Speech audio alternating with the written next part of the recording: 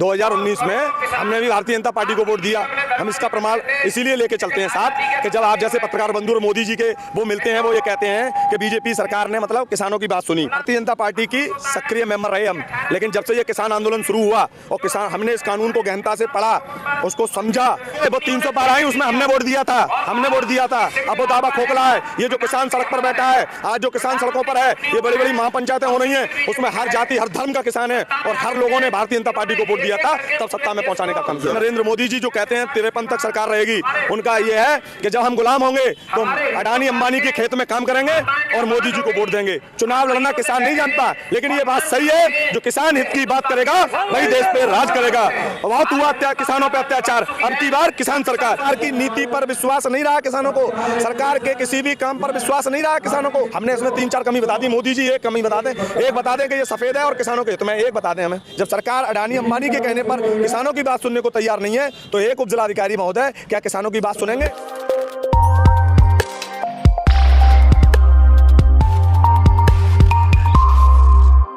मैं कुलदीप पांडे हूँ, राष्ट्रीय अध्यक्ष भारतीय किसान यूनियन स्वराज का आसन से आया हूँ। किस तरीके से देखते हैं आप इन तीनों कृषि कानून बिलों को? ऐसा है, ये जो कृषि कानून बिल हैं, तीनों ही कृषि कानून बिल किसान विरोधी बिल हैं।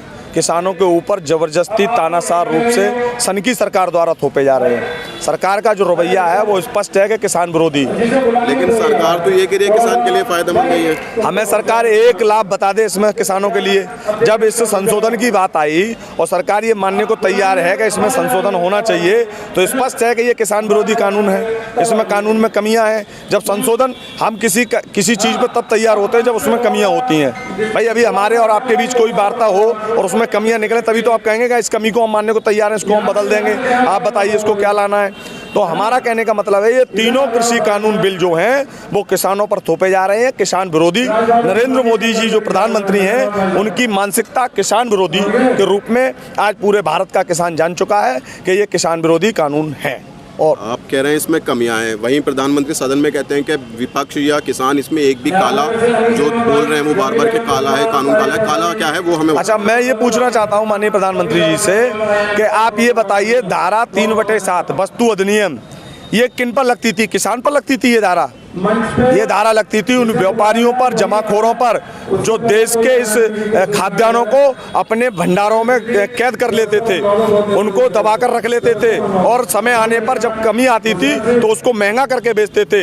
तो ये व्यापारी, ये सबसे बड़ी कमी ये है कि धारा 3/7 में जो तुमने संशोधन किया है, इसका स्पष्ट है कि ये किसान विरोधी कानून है और ये काला कानून है।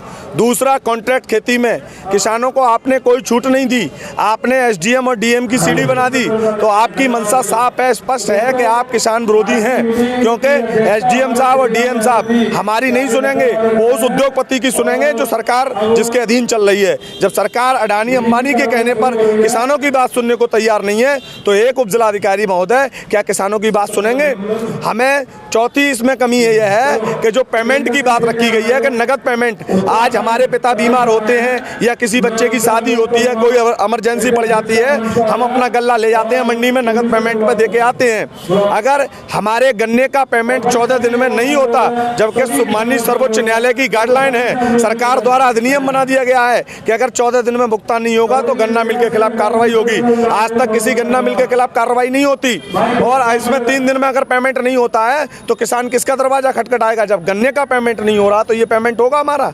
ये कैसे सरकार हमें वो देगी जिम्मेदारी या गारंटी कि ये कानून मतलब आपके लिए हित में है?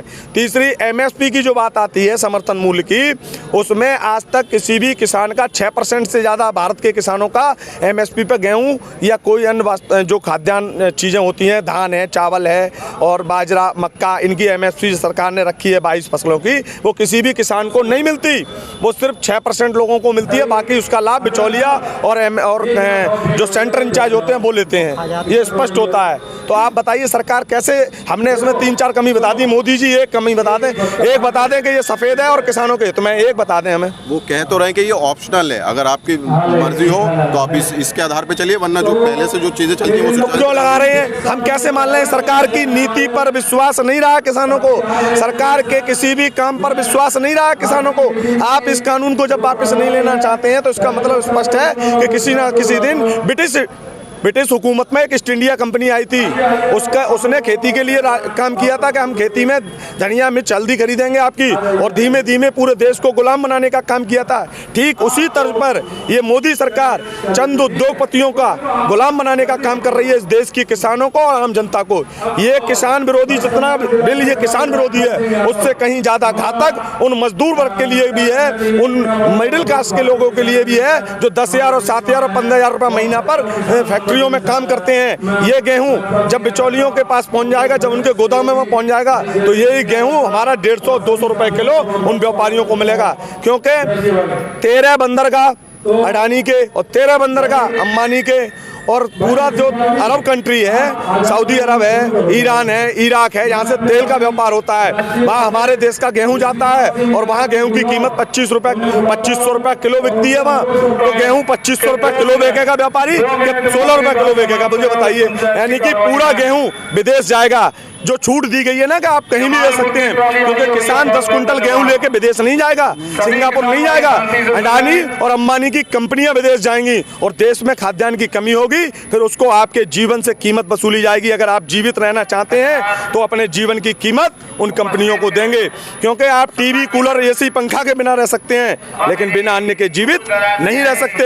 ये इतना खतरनाक कानून है कि इसको, कानून को लागू होते ही पूरा देश गुलामी की ओर धकेल जाएगा और गरीब हो जाएगा और अमीर होगा और गरीब खत्म हो जाएगा, उसका जीवन शेष नहीं रहेगा। ये स्पष्ट है इस कानून के माध्यम से। भरोसा नहीं है, आप एक तरफ करें, हमें नरेंद्र मोदी को भरोसा नहीं है, वही बीजेपी सरकार लगातार ये कहती है कि जनता को हमारे ऊपर पूरा भरोसा, इसलिए हर राज्य में हमारी सरकार बनती चली। देखिए, ये कानून जब 2019 में हमने भी भारतीय जनता पार्टी को वोट दिया, 2019 में हमने भी भारतीय जनता पार्टी को वोट दिया। हम इसका प्रमाण इसीलिए लेके चलते हैं साथ कि जब आप जैसे पत्रकार बंधु और मोदी जी के वो मिलते हैं, वो ये कहते हैं कि बीजेपी सरकार ने मतलब किसानों की बात सुनी, समझे? तो हम ये बताना चाहते हैं कि हमने,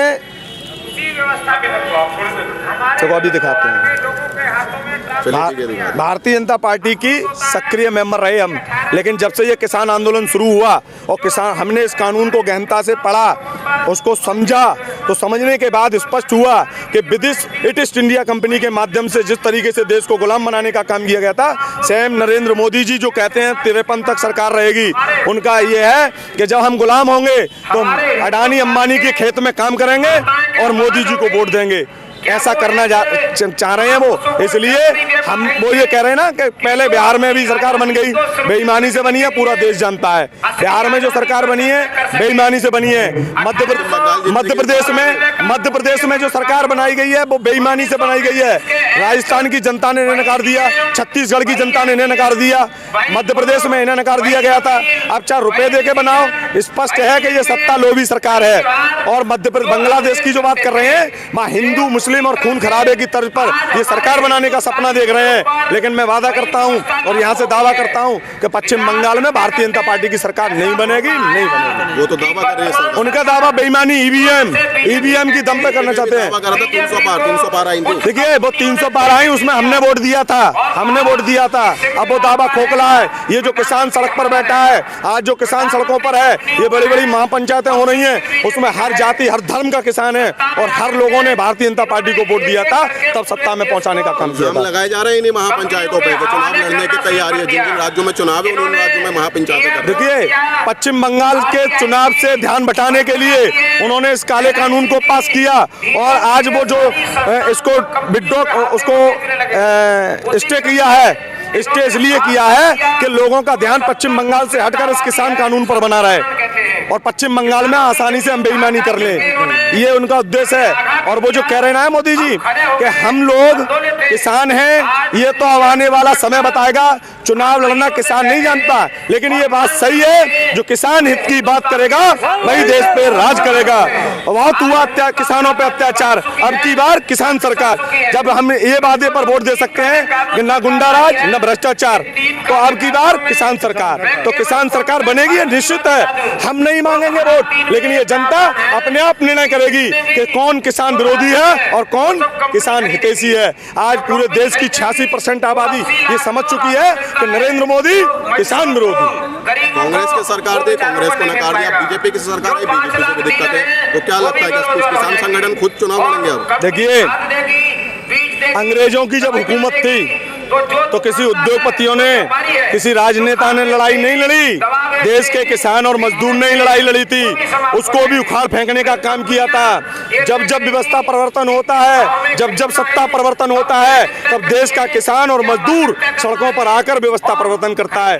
जब कांग्रेस को हमने इतने साल राज करने दिया, जब कांग्रेस ने किसान विरोधी काम करने शुरू किए तो उसको बदलने का काम किया। भारतीय जनता पार्टी को किसान का हितैषी समझा, लोग जुमलेबाजी में फंसे, खुद हम उस जुमलेबाजी में आए और उस बात से हमने 14 में भी वोट दिया और 19 में भी वोट दिया।